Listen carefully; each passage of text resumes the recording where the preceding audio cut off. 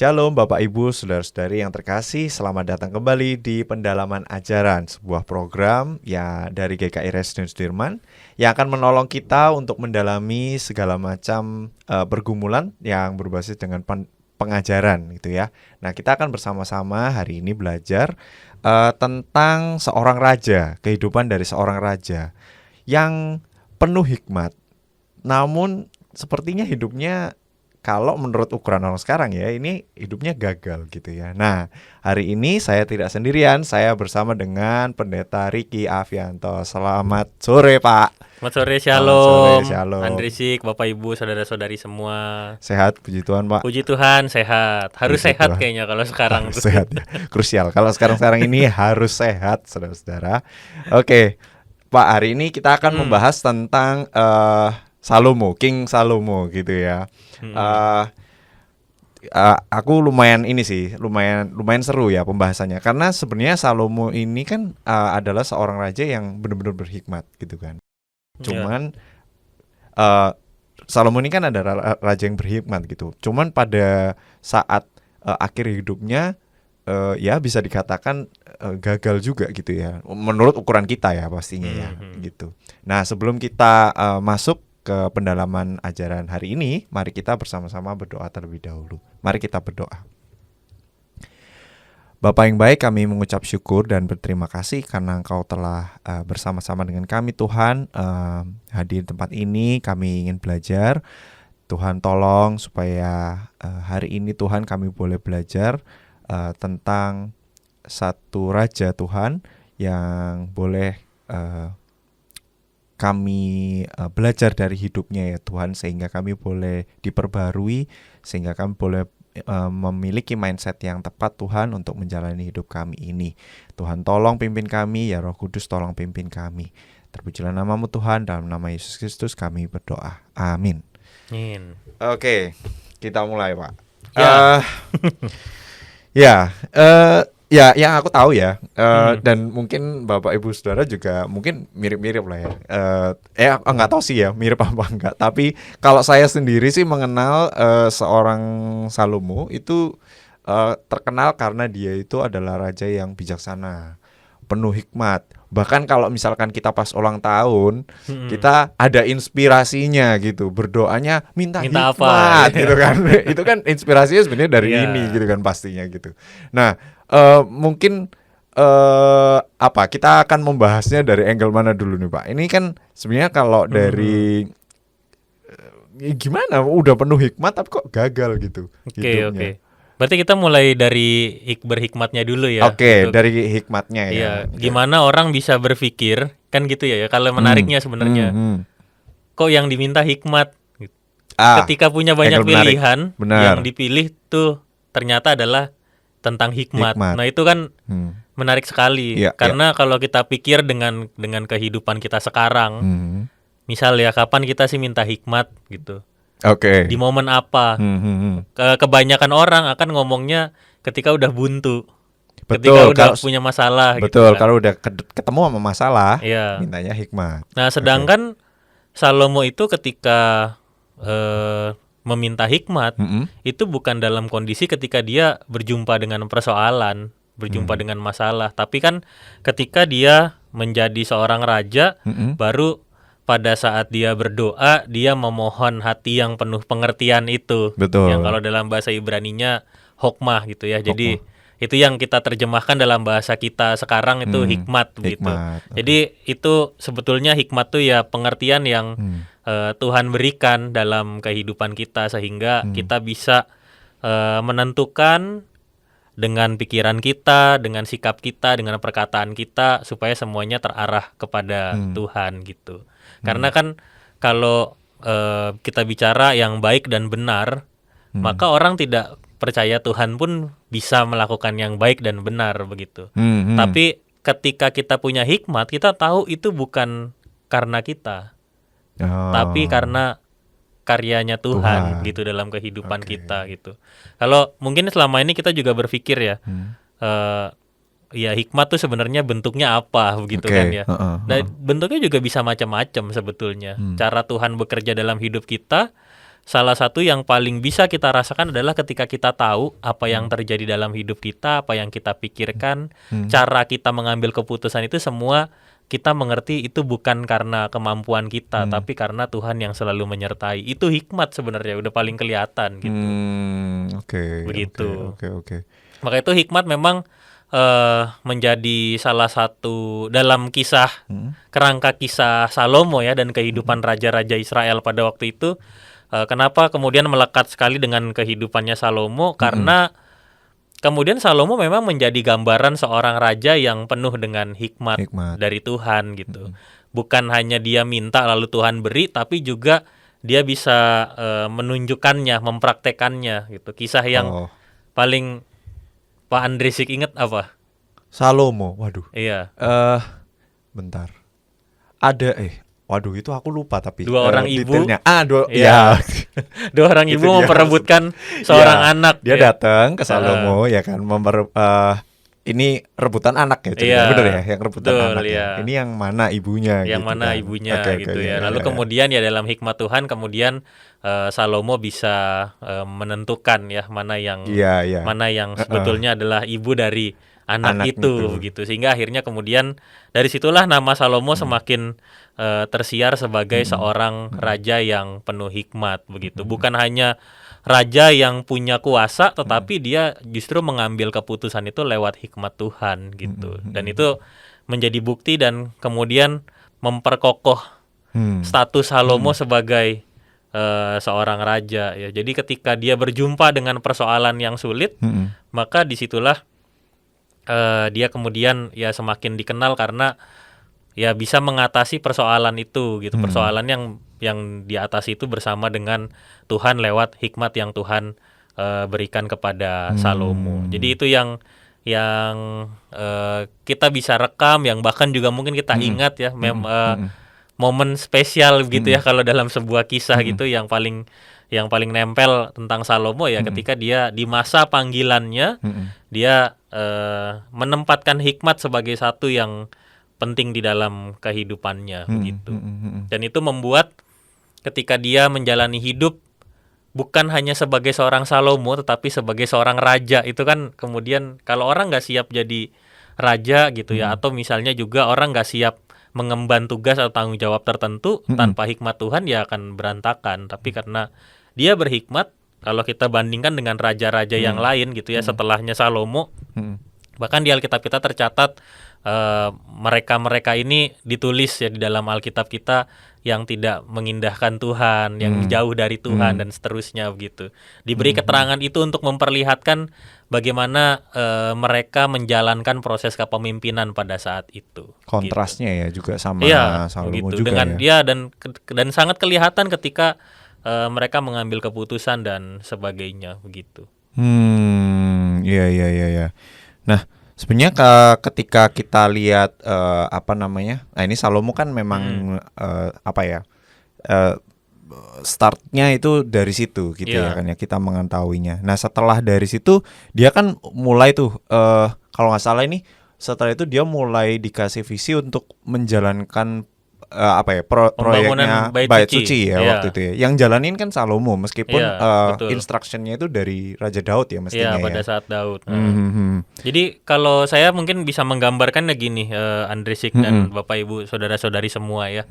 Kalau kita bicara Salomo sebenarnya ada peran juga. Kalau tadi kan kita bicara soal panggilannya, masa panggilan untuk Salomo begitu ya. Lalu kemudian ketika dia menjalani kehidupannya, maka saya nyebutnya ada masa pelayanan gitu dan kontribusinya. Di situ akan kelihatan gitu bagaimana Salomo menjalani masa-masa pelayanannya sebagai seorang raja. Dan yang paling membedakan adalah memang proses pembangunan Bait Suci di Yerusalem itu terjadi di masanya Salomo gitu ya. Dan disitulah Salomo kemudian membangun Bait Suci sebagai simbol bahwa kehadiran Allah itu ada untuk bangsa Israel.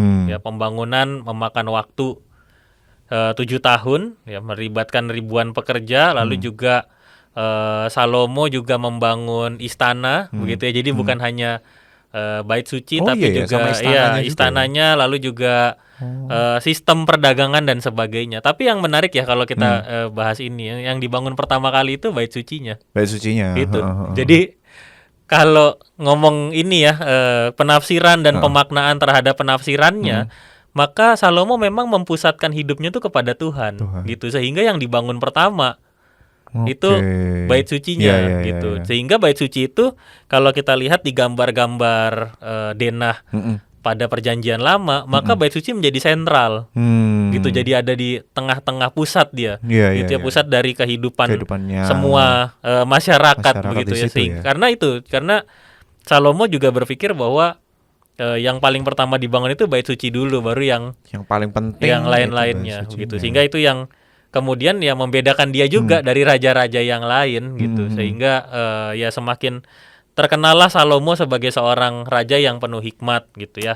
Lalu juga Salomo kalau dalam karya pelayanannya, Salomo kita kenal juga sebagai salah seorang penulis dari beberapa kitab di dalam Alkitab kita. Yang aku tak Kidung Agung itu dari Salomo. Kidung kan ya? Agung Yang nulis Salomo, ya? Amsal, Pengkhotbah itu Oh, Salomo. Amsal Iya. Pengkhotbah juga. Dan Oh, semua oke. berasal dari hikmat yang Tuhan berikan begitu. Jadi hikmat yang Tuhan berikan itu membuat dia menjadi seorang yang bisa Iya, iya, iya. merefleksikan bagaimana Tuhan itu hadir di dalam kehidupan ini. Jadi kita bisa membayangkan kalau di dalam perjanjian lama saja gitu ya, kita membaca ya narasi-narasi tentang kisah perjalanan. Ya, itu kan sudut pandangnya kita jadi pembaca tuh orang ketiga begitu ya, menyaksikan apa film, yang terjadi Mbak. begitu. Tapi kalau kita baca Amsal, Pengkhotbah, Kidung Agung, kita itu jadi sudut pandang orang yang ada di situ gitu ya. Karena itu bentuknya bentuk sastra puisi begitu kan. Ya, sehingga akhirnya kita seolah-olah kita yang juga diberi nasihat secara langsung. Iya, iya. Dan itu sedikit sekali orang yang bisa menulis dengan gaya seperti itu pada masa saat itu. ya. Gitu, Oh, iya. wih, keren juga sih. Kalau dari iya. Berarti dari zamannya ini udah paling maju juga ya, Iya. cara berpikirnya, bahkan mungkin ya kalau secara logikanya dari logika dasarnya ya, ketika membangun sebuah kerajaan ya pasti istananya dulu kan mestinya yang dibangun, iya. ya, logikanya ya. Tapi ini enggak gitu. Dia memulainya dengan dari bait Allah, yang dimana kalau mungkin kalau disangkut pautkan sama Amsal, sama Pengkhotbah, sama caranya dia menuliskan segala sesuatu, mestinya ya memang merepresentasikan kalau pusat dari segalanya itu adalah Allah gitu. Dia udah mengerti dari hatinya tuh mestinya sebenarnya seperti itu. Dan memang fokus pembangunannya ada pada bait suci itu. Bait sucinya gitu, gitu kan ya. Iya. Begitu. Nah, sekarang nih, ini kalau di F1 ini ya, ini sektor 1 udah mantap, sektor 2 udah mantap, udah bagus. Nah, sektor terakhir biasanya F1 tuh S3. maksudnya mobil balap ya. Mobil balap ya, mobil Tadi balap ada sektor takutnya. bukan sektor area ya. Pelayanan GKI Sektor ini balapannya gitu. Jadi area satunya udah mantap, udah bisa area dilewati 2, gitu ya. Udah mantap. Area 3 ini loh. Yang menjelang dimana garis finish. Nah, menjelang garis finish. Kenapa kok ada kejadian-kejadian yang menurut kita adalah ini sangat buruk gitu loh, nggak bisa jadi contoh gitu. Padahal di perjalanan pertama dalam masa panggilannya, masa pelayanannya, ini udah wow gitu, udah keren, menginspirasi dan sebagainya. Tapi di masa akhirnya dia ini, nah itu yang kita akan bahas ya kan hari ini gitu. Kenapa orang yang berhikmat luar biasa seperti ini ya ujung-ujungnya menjadi gagal gitu dalam tanda kutip. Jadi kalau kita mau ini ya, bikin topik ini jadi lebih kuat gitu ya. Sebenarnya 1 Raja-Raja 11 ayat yang kedua itu bunyinya gini. Padahal tentang bangsa-bangsa itu Tuhan telah berfirman kepada orang Israel, janganlah kamu menyatu dengan mereka dan mereka pun jangan menyatu dengan kamu. Sebab pastilah mereka akan mencondongkan hatimu kepada ilah-ilah mereka. Hati Salomo telah terpaut pada mereka karena cinta gitu ya. Jadi itu ada di ayat jadi Alkitab ya. Sebenarnya Tuhan sudah berfirman begitu ya. Jadi kalau kita bicara soal hikmat, ya sebetulnya Tuhan sudah ngasih larangan begitu. Ketika Tuhan berfirman untuk tidak tidak menjadi satu dengan mereka, ya tidak hidup bersama dengan mereka, tapi kemudian itu dilanggar, ini berarti kan ada sebuah ini ya. tindakan yang sebetulnya kalau kita sebagai seorang pembaca narasi kisah Salomo, kita nggak berharap itu terjadi begitu. Betul. Karena Salomo sebagai seorang raja yang akan sangat sempurna sekali ketika dia tidak jatuh dalam kegagalan, ya tidak jatuh kemudian ke dalam dosa. Dosanya adalah ketika dia justru kemudian menyembah Allah yang lain begitu ya. Kan kalau di Alkitab kita juga tercatat ya 700 istri dan 300 gundik ya. Jadi ada pendampingnya ada 1.000 orang. Enggak bisa bayangin. 700 sama 300 tuh 1.000 orang. 1.000 orang jadi pendampingnya gitu ya. dia. Tuh hafalin namanya kayak Gak apa paham, ya? Makanya harinya aja cuma ada 7 Pak, gitu masalahnya. Per minggu. Terus gimana nih 700 ini? Lanjut Iya, aja. jadi iya karena itulah kemudian Salomo menjadi jatuh ke dalam dosa gitu ya. Artinya hikmat itu kemudian ditinggalkan oleh Salomo gitu. Hikmat yang dia tinggalkan membuat dia mengambil keputusan banyak sekali tindakan yang kemudian justru semakin jauh dari Allah gitu. Tadi kalau bahasanya Andrisik istilahnya tadi di sektor tengah ini Iya. kita udah lihat perjalanan hidupnya, wih Udah bangunnya bait suci sempurna duluan ini, nih iya. gitu ya. Kok mantep banget ya. Tapi kemudian ternyata Salomo tercatat juga sebagai seorang raja yang membangun kuil bagi dewa dan allah-allah yang lain begitu, dan itu menyedihkan sekali ketika kita tahu bahwa seorang raja yang penuh hikmat, hikmat Tuhan, lalu kemudian justru memuja dewa atau juga Allah yang lain begitu, dan itu kemudian membuat Tuhan marah. Lalu Tuhan berfirman bahwa kerajaannya akan terpecah. Lalu kemudian Salomo memang akan memerintah sampai akhir hayatnya, tapi kemudian setelah itu segala sesuatunya sudah akan berubah gitu ya, tidak seindah seperti apa yang dulu dituliskan ya, yang pertama kali dia dapatkan dan dia alami gitu. Iya. Sebenarnya kita tuh mau belajarnya tuh gini, Andrisik ya, bahwa nggak ada yang bisa jamin kalau kita dari awal itu biar berhikmat, maka sampai akhir kita akan selalu berhikmat. Artinya gini, Tuhan akan berikan kita hikmat di sepanjang hidup kita, tetapi ada masa kita sebagai seorang manusia yang secara pribadi kita memutuskan untuk menjauh dari hikmat yang Tuhan berikan. Dan disitulah sebetulnya kegagalannya. Kejatuhannya, gitu, iya. Kalau kegagalan yang kelihatan mata itu kan kesuksesannya udah nggak kayak dulu lagi gitu ya, hancur segala macam gitu ya, hidupnya berantakan dan sebagainya. Tapi yang nggak kelihatan mata itu ya ternyata hikmat itu udah nggak jadi fokus hidupnya Salomo lagi. Gitu. Dan ya pastinya bukan putusnya ya apa? Ya menjadi relasi antara Salomo dengan Allah yang awalnya itu sejalan, bisa kayak menjadi partner dan sebagainya, ya hilang gitu yang tadinya dekat erat gitu, sekali sekarang kan menjadi jauh, dan itu sebenarnya gambaran kehidupan relasi kita juga dengan Tuhan. Betul, gitu. Ya artinya memang kita sejak awal diselamatkan oleh Tuhan, menerima anugerah, menerima banyak sekali berkat yang Tuhan berikan dalam hidup kita, tapi jangan lupa gitu. Jangan sampai kita jadi Salomo di etape yang terakhir gitu ya. Salomo etape terakhir ini menyedihkan sekali begitu. Gagalnya tuh gini ya. Kadang kita kalau gagal karena apa sih gitu? Karena kita teledor gitu kan ya.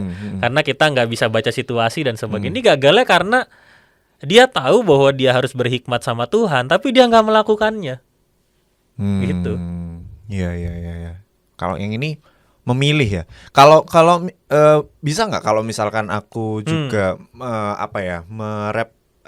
merepresentasikan kalau sebenarnya kalau dilihat dari bacaan kita kan sebenarnya dia punya istri 300 gundik dan sebagainya yang berasal dari bangsa asing gitu yang membawa dewa-dewa mereka ke dalam istana Israel. Bisa nggak kalau misalkan aku merepresentasikan kalau ini tuh awalnya membuka dirinya karena kompromi, masuk akal nggak ya? Jadi kayak seolah-olah ini aku bayangin nih ceritanya kalau misalkan Salomo itu kan awal-awalnya pasti istri pertama deh dari bangsa lain misalkan kayak gitu, itu aja pasti kan udah salah gitu, karena guide-nya Tuhan kan mestinya nggak hidup berdamping atau nggak berpasangan dengan bangsa lain kalau ininya. Kalau dari track record yang kita bisa baca lah ya di kitab-kitab sebelumnya gitu. Dia membuka diri dengan kompromi yang akhirnya kompromi 1, kompromi 2 kali, 3 dan sebagainya yang akhirnya membawa dia itu makin jauh gitu dari Tuhan gitu ya. Ya itu aku yang kalau dari aku bayang-bayangin juga hati-hati juga kayaknya ya dengan yang namanya kompromi. Padahal sudah Tuhan ingatkan. Makanya aku tadi udah berfirman dari awal, ternyata dari awal sudah dikasih tahu gitu guidance-nya. Kalau kita kompromi bisa jadi itu menjadi celah pertama gitu yang akan membuat kita kelolosan gitu ya, bolong gitu ya. Mungkin juga ini kalau sudut pandang yang lain ya, rasanya kalau kompromi itu kan bisa kita duga begitu ya. Artinya bisa kita rasakan ya. Jangan-jangan saya mulai kendor nih gitu kan ya. Nah kalau di dalam ceritanya Salomo, dalam kisah di Salomo itu, pasal sebelumnya tuh bicara tentang bagaimana Salomo itu kemudian diakui bahwa dia sebagai seorang raja yang punya kekayaan dan hikmat ya. Kalau di 1 Raja-Raja 10 ayat 23 itu Raja Salomo melebihi semua raja di bumi dalam hal kekayaan dan hikmat. Ayat 24, seluruh bumi berikhtiar menghadap Salomo untuk menyaksikan hikmat yang telah dikaruniakan Allah di dalam hatinya. Jadi kayak seluruh dunia tuh sudah tahu bahwa dia ini raja yang paling kaya dan paling berhikmat begitu ya. Tapi kemudian bisa jadi gini, karena Salomo ya menjalani hidupnya sebagai seorang raja yang berhikmat itu ya tanpa sadar ya pelan-pelan hal-hal yang mungkin dia tidak sadari akan mengancam itu masuk gitu ya. Artinya bukan lagi kompromi sesuatu yang bisa dia duga, tapi dia tidak disangka-sangka ya itu akan masuk dalam kehidupannya gitu. Kalau kita bicara ini akan setara ketika kita bicara dengan bagaimana dosa itu mencoba mencari celah untuk masuk dalam kehidupan kita gitu ya. Kalau secara normatif ya misalnya di Surabaya misalnya gitu ya. Kita nongkrong, kita satu tongkrongan, kita nggak pernah bisa meso gitu ya. Tapi kemudian ya teman kita sering meso dan sebagainya, kita sendirian di kendaraan gitu. Lalu tiba-tiba ya karena kita di kendaraan, di mobil atau di sepeda motor, kita pakai masker atau kaca helm ditutup gitu kan. Terus tiba-tiba kita jadi ikutan meso gitu ya. Ada sesuatu terjadi di jalan, kita jadi ikutan meso gitu. Kita ngerasa itu paling karena tongkrongan gitu. Kita nggak ngerasa itu kompromi, tapi itu jadi just mulai masuk gitu aja ya. Dan bahaya ketika kita berjumpa dengan relasi kita gitu ya. Artinya misalnya ketika di rumah, ketika di ini kita ketemu sama yang lain, tiba-tiba kita jadi membiasakan diri kita gitu ya. Lalu ya dan dari situlah sebetulnya kan kita mulai mengendorkan diri kita gitu ya. Itu kalau secara normatif gitu ya. Mungkin kalau dalam kehidupan kita yang hal-hal yang etis dalam kita menjalani karir kita, menjalani persahabatan dan sebagainya ya, unsur-unsur kepentingan yang ada yang kita kejar di dalam kehidupan ini itu bisa menjadi celah untuk dosa membuat kita jadi jauh dari Tuhan. Dan itu yang kemudian sebenarnya terjadi dalam kehidupannya Salomo gitu. Dan pasti itu akan membawa kegagalan gitu. Jadi dari Salomo itu kita bisa memotret juga. Kira-kira orang kalau udah berhasil lalu gagal itu karena apa? Gitu. Gitu ya. Mungkin tidak sama persis, tapi kita bisa menduga karena apa gitu ya. Dan itu menjadi warning buat kita gitu. Kalau kita jalani hidup kita gitu ya, mungkin kita tidak sekaya Salomo, mungkin kita juga tidak semantap berhikmat seperti Salomo. Tapi ingatlah apa yang dia lakukan dari awal gitu. Dia hanya minta Tuhan berikan kepada dia hikmat. Hikmat itu yang akan menuntunnya gitu. Salomo tidak minta kekayaan, tapi dia jadi kaya begitu kan ya. Kita mungkin di awal juga tidak minta kekayaan, tapi toh Tuhan tetap cukupkan. Dan itu ciri orang berhikmat gitu loh. Orang yang berhikmat dia tidak akan pernah merasa Tuhan jahat buat dia. Dia tidak akan pernah merasa bahwa Tuhan lagi mempermainkan hidupnya gitu. Tapi dia akan selalu tahu bahwa Tuhan akan menjaganya, Tuhan akan menyertainya dalam semua hal yang dilakukan, termasuk ya soal keputusan-keputusan yang diambil di dalam kehidupan ini. Dan rasa itu kan lebih ini ya, lebih kena dalam kehidupan kita sekarang gitu. Jadi ya betul, hati-hati dengan kegagalan, tapi juga berhati-hatilah dengan ancaman-ancaman yang tidak terduga bisa membuat gitu kita tidak terduga, atau yang juga bahkan bisa menghancurkan kita gitu. Dan melawannya adalah dengan berhikmat juga sama Tuhan. Sebetulnya kan itu ya. Jadi kalau kita baca narasi kisah Salomo, maka kita akan dikembalikan lagi kepada siapa Salomo gitu sebetulnya. Ya dia adalah seorang raja yang punya, yang Tuhan berikan hikmat gitu dalam kehidupannya gitu. Oh, I see. Gitu. Oke. Jadi kunci jawabannya adalah berhikmatlah. Berhikmat lagi gitu ya pada akhirnya. Iya sih, masuk akal juga. Kalau yang tidak terkontrol, yang tiba-tiba muncul, itu yang paling ini ya, paling serem ya, karena unexpected gitu ya kan dari ininya. I see. Oke. Sekarang kita mungkin setelah kita belajar dari seorang raja ini gitu ya.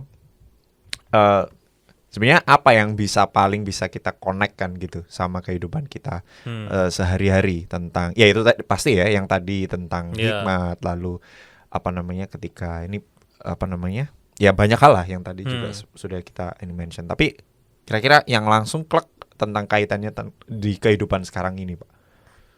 Kalau sama kehidupan kita sekarang, yang paling dekat banget tuh adalah gimana caranya kita bisa bertahan kayak tadi untuk selalu jadi orang yang menggunakan hikmat Tuhan. Betul. Sehingga akhirnya tindakan kita, sikap kita itu adalah sikap yang benar gitu. Sekalipun mungkin orang-orang di sekitar kita tuh nggak setuju gitu. Dan itu yang akan membuat kita semakin bersandar pada Tuhan dan selalu memohon hikmat yang Tuhan berikan dalam kehidupan ini. Kalau kita lihat media sosial sekarang gitu ya, kan salah satu kalimat yang lagi terkenal itu kan jaga mahkotamu king. Jaga mahkotamu biasanya king. Itu antara captionnya atau komentar netizen.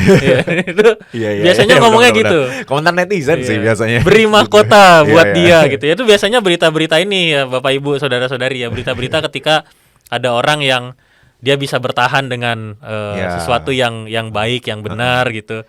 Ketika beritanya justru bukan berita yang baik, tapi dia nih orang yang berjuang banget gitu di dalam kehidupan gitu. Biasanya tuh postingan-postingan orang ditinggal lagi ngejar karir, lalu ditinggal selingkuh sama pasangannya gitu ya. Lalu bawahnya itu jaga mahkotamu king gitu, itu pasti ada tuh gitu. Jadi sebenarnya kan orang-orang ini tuh lagi ngomong bahwa ya kalau yang sana mendua hati, maka dia jangan, kan gitu kan.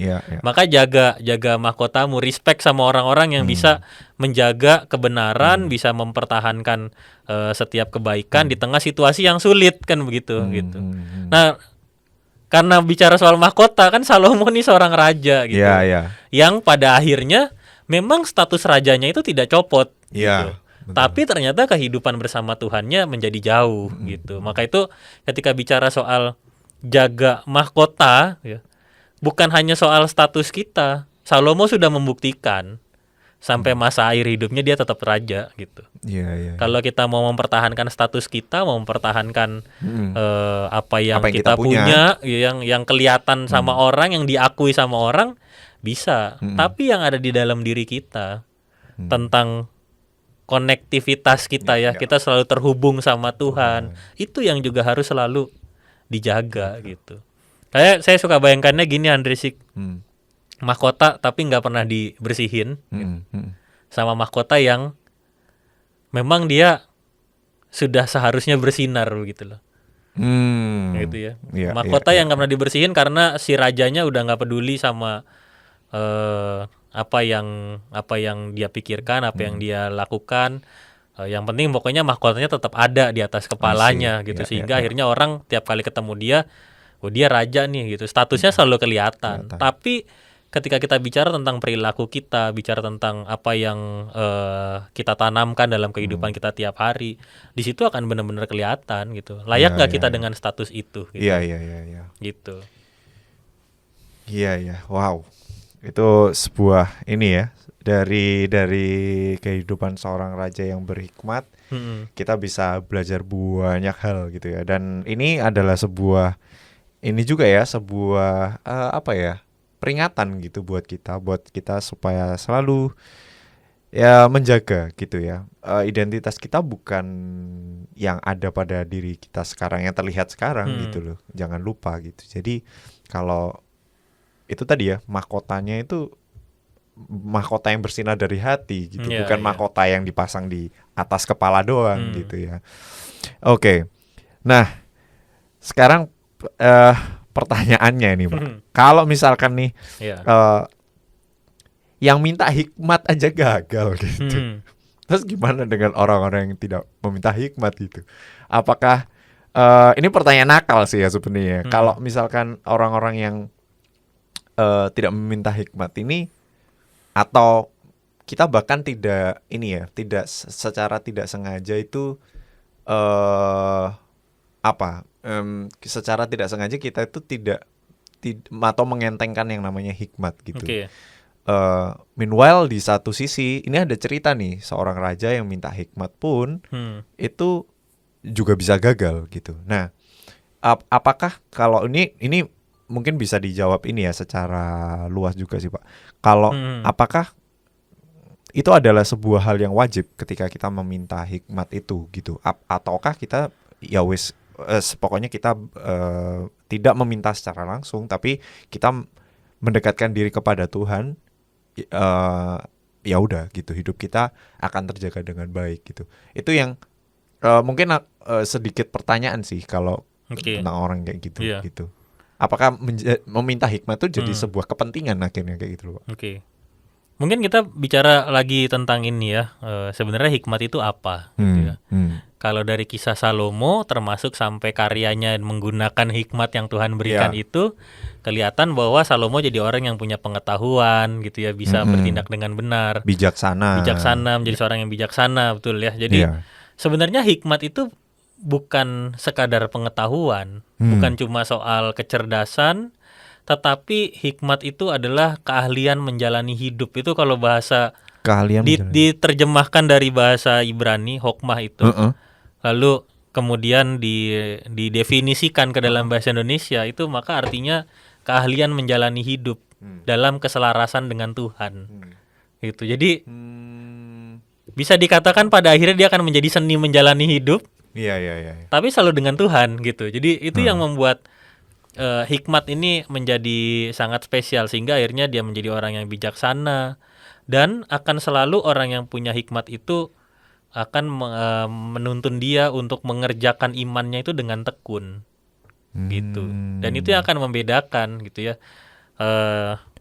orang yang minta hikmat, to the point ngomong minta hikmat, maka dia akan mengerti bahwa itu berarti ada keahlian menjalani hidup dalam keselarasan dengan Tuhan, yang kemudian membuat dia jadi makin dekat sama Tuhan gitu. Di tengah suka, di tengah duka, di tengah yang senang dan yang susah, dia akan selalu dekat sama Tuhan gitu.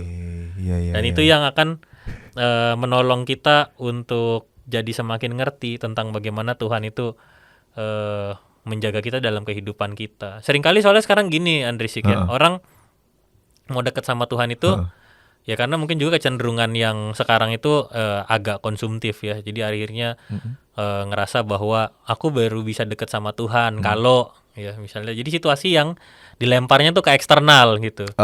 Kalau suasana ibadahnya mendukung saya. I see, Kalau ada orang yang doain saya, kalau ada yang dukung saya gitu. Padahal nggak harus selalu itu gitu.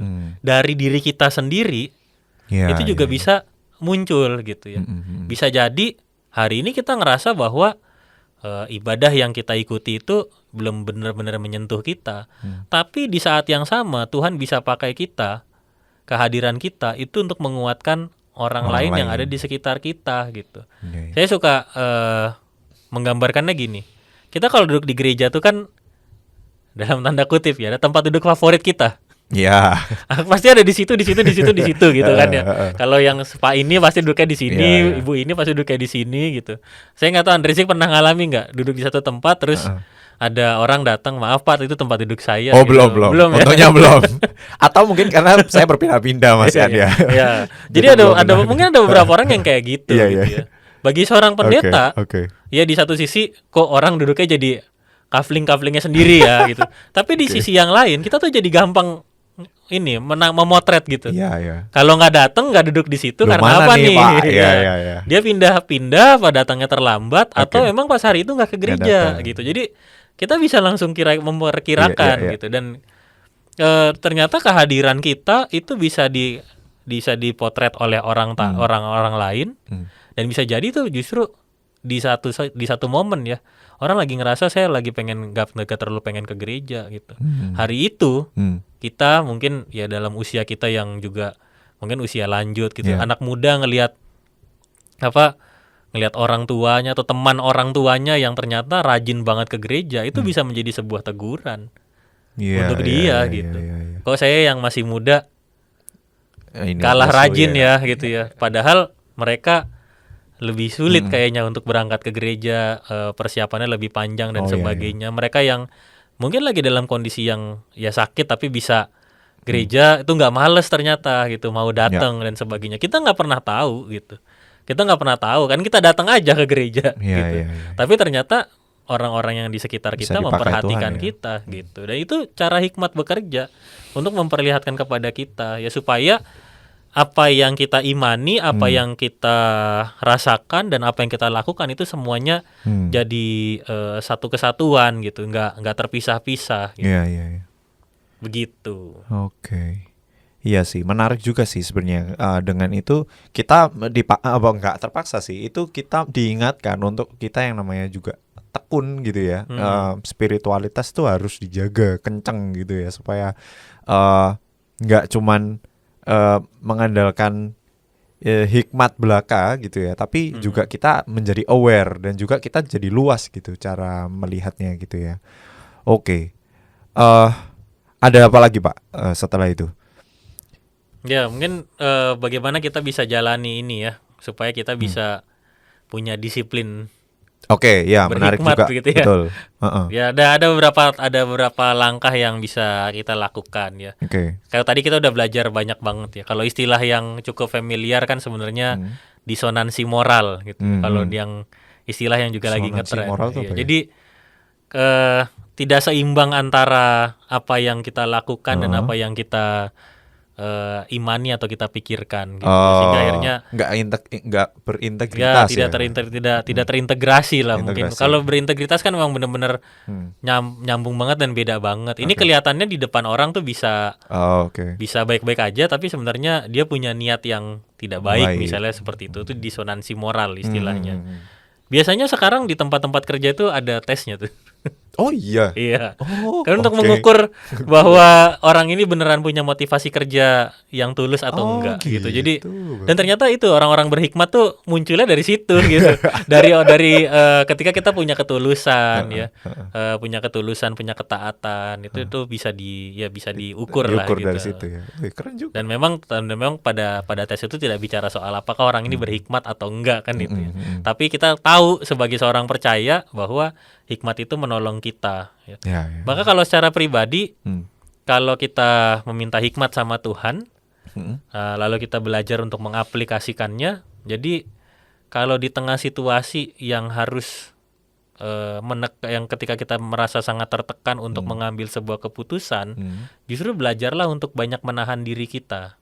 Menahan diri as if gimana? Ya, misalnya kita harus segera mengambil keputusan gitu ya. Jangan keputusan kita itu kita dasarkan pada emosi. Tapi tetap pada pola yang seharusnya. Mesti berdoa, mesti menyerahkan semuanya sama Tuhan gitu. Jangan karena terburu-buru oleh waktu dan sebagainya lalu kemudian kita mengambil segala sesuatunya tanpa hikmat Tuhan gitu. Nah, itu kita belajar sebetulnya bahwa kita perlu ya berpikir sebelum bertindak itu kan buktinya di situ gitu ya. Benar-benar sudah dipikirkan dengan matang, lalu percaya Tuhan memimpin sehingga akhirnya semua yang kita kerjakan itu kita percaya itu bagian dari kebenaran yang Tuhan akan hadirkan dalam kehidupan kita. Kalau bersama dengan orang yang lain jadikan iman sebagai pedoman untuk pertumbuhan kita di tengah keluarga gitu ya. Anak-anak bukan hanya diajarkan disiplin waktunya mereka, jam mainnya mereka dan sebagainya, tapi juga ajarkan mereka disiplin iman mereka gitu ya. Lewat apa ya? Lewat orang tuanya juga menunjukkan bahwa mereka adalah orang yang rajin gitu. Betul. Dan anak-anak itu kan bisa ngerekam ya. Iya. Bisa banget.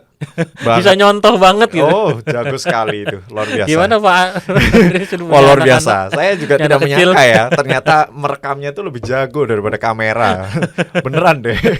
Jago banget anak kecil itu untuk mencontoh. Iya. Nah, maka itu kalau kita dari sekarang kita doakan anak-anak supaya mereka bisa tumbuh dalam Tuhan gitu. Kita nggak akan pernah tahu. Ya mereka tahu bahwa mereka didoakan. Kita nggak akan pernah tahu mereka akan jadi seorang yang seperti apa. Tapi ketika disiplin itu kita terus jalankan, ya berarti di saat yang sama keluarga kita juga kita serahkan ke dalam karyanya Tuhan. Ya. Hikmat Tuhan itu bekerja bukan hanya untuk kita, tapi untuk seluruh anggota keluarga kita, bahkan untuk orang-orang yang kemudian nanti berjumpa dengan anggota-anggota keluarga kita gitu. Kalau sebagai orang tua kan kita bisa nangani ya kalau orang-orang yang menurut kita kayaknya nggak baik nih, nggak bener nih gitu ya. Kita bisa. Tapi kalau anak-anak kita, kalau nanti pada waktunya anaknya sekolah Pak, iya makanya itu kan anaknya sekolah satu kelas yang baik berapa orang? Betul. Kalau tanpa hikmat Tuhan, maka ya kita akan penuh dengan kekhawatiran. Tapi kalau percaya Tuhan menyertai, pasti akan anak-anak kita pasti akan bertumbuh dengan baik ya. Dalam kita kerja, dalam menjalani usaha, berkarir ya. Hati-hati pada ambisi yang kemudian bisa membawa kita pada keputusan-keputusan yang bukan lagi berdasar pada Tuhan, tapi berdasar pada keinginan untuk memuaskan diri kita. Gitu. Nah itu nafsu. Iya, betul. Itu harus hati-hati sekali gitu ya. Hari ini kita bisa dilihat orang keren banget. Tapi kalau tanpa Tuhan, besok bisa hancur. Iya. Gitu. Paham. Salomo tadi dikisahkan Tadi sudah langsung dilihatkan sudah langsung dikasih lihat, kita udah dikasih tahu nih gitu ya. Maka belajarlah gitu untuk ya mungkin hari ini kita tahu kalau secara ambisi kita jadi bisa bagus besok. Tapi kalau dalam hikmat Tuhan menghendaki jangan buru-buru hari besok, ya jalani apa yang Tuhan ingin, karena itu pasti yang akan jadi yang terbaik gitu ya. Lalu juga dalam hidup kita bergereja, melayani, kalau saya sebutnya fokusnya tuh harus presisi begitu. Fokusnya harus presisi antara persiapan, pelaksanaan, supaya kita nggak hanya capek ketika kita melayani, ketika kita bergereja, tapi juga kita bisa ngerasain apa yang Tuhan kerjakan lewat segala jerih lelah kita dalam kehidupan kita tiap hari. Begitu Pak. Iya. Wow, ini sungguh sebuah, ini kalau sebenarnya judulnya boleh diganti ya, tutorial hidup juga bisa sebenarnya ya. Kalau misalkan mau ya, karena sebenarnya basically kalau kita yang tadi kita udah bahas, sebenarnya hikmat ini sangat dekat dengan kehidupan kita dan bahkan bisa memimpin ya, mengarahkan kita menuju ke, ini sama kayak pilih jalur yang mana nih, mau jalur yang sempit tapi menuju ke kehidupan atau lebar tapi menuju kematian gitu kan. Kalau aku lihat sendiri ya ini ya, dari cerita yang kita hari ini udah bahas nih bersama-sama. Secara hikmat kita udah belajar, secara bagaimana kita harus tetap menjaga spiritualitas ini, kita juga sudah diingatkan kembali, apa yang kita lakukan juga tadi sudah dijelaskan. Mungkin ada closing statement Pak untuk pendalaman ajaran kita hari ini. Ya, Bapak Ibu, saudara-saudari, kita itu sudah diberi anugerah yang salah satunya adalah hikmat yang Tuhan hadirkan dalam hidup kita. Minta hikmat itu bukan hanya ketika kita sedang susah, tapi juga menjadi bagian dari kehidupan kita setiap hari. Kalau tadi kita pakai istilah jaga mahkota, Tuhan sudah kasih kita mahkota kehidupan gitu. Dia sudah kasih keselamatan. Maka mari jalani hidup kita sebagaimana kita berstatus sebagai anak-anak Tuhan.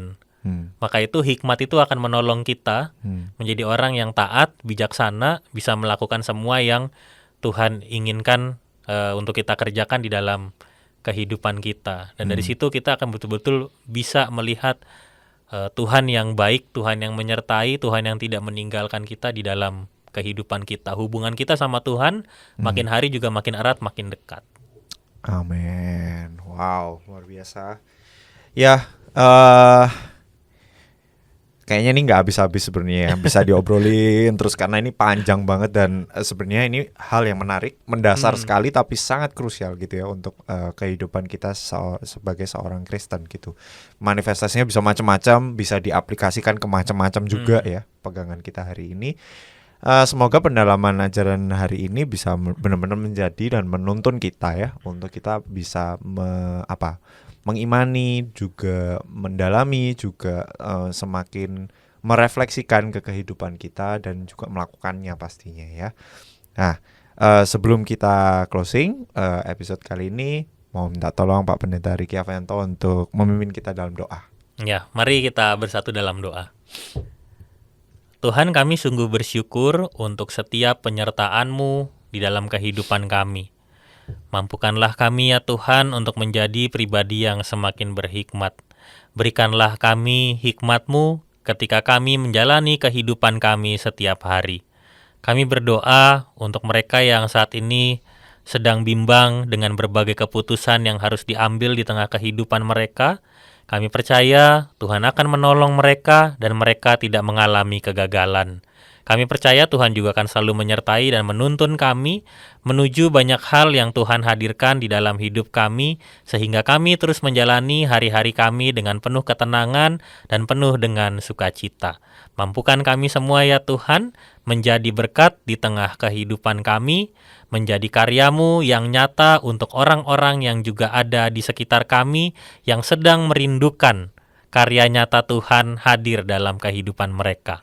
Pakailah kami, ya Tuhan. Di dalam nama Tuhan Yesus Kristus kami berdoa. Amin. Amin. Terima kasih Pak Terima Pendeta kasih, Riki Avianto Andresik. untuk pendalaman acara hari ini. Sampai jumpa di next episode. Shalom. Makasih Bapak Ibu, Tuhan Yesus memberkati.